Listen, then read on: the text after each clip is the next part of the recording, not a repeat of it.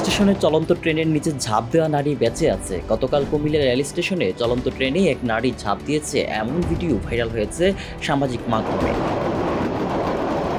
ভিডিওটি দেখে সবাই নিশ্চিত ছিল সে আর বেঁচে নেই, কিন্তু বিশ্বস্ত সূত্রে এবার জানা গেল সেই নারী এখনও বেঁচে আছে। দৌড়ে এসে চলন্ত ট্রেনের সামনে দাঁড়িয়ে যান এক নারী। ট্রেনের ধাক্কায় থেতলে যায় শরীর। ট্রেন চলে যাওয়ার পর আহত অবস্থায় স্থানীয়দের সাহায্য নেওয়ায় কুমিল্লা মেডিকেল কলেজ হাসপাতালে তাকে ভর্তি করা হয়েছে। সেখানে চিকিৎসাধীন রয়েছেন তিনি। শুক্রবার সকালে কুমিল্লা রেলওয়ে স্টেশন এলাকায় এই ঘটনা ঘটে। এরই মধ্যে এই ঘটনার ভিডিও ফুটেজ সামাজিক মাধ্যমে ছড়িয়ে পড়েছে।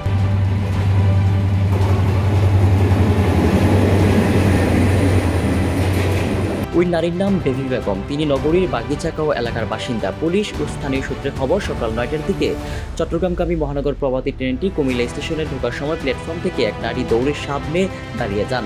তাকে ধাক্কা দিয়ে ট্রেন চলে যায়।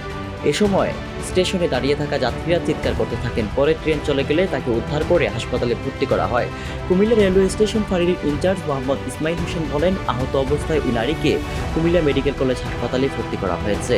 তিনি ভালো আছে। ট্রেনের ধাক্কায় বাম পায়ে বেশি ব্যথা পেয়েছে। তিনি কেন আত্মহত্যার চেষ্টা করেছে পুরোপুরি সুস্থ হওয়ার পর বিস্তারিত জানাতে পারবেন বলে জানিয়েছেন তিনি।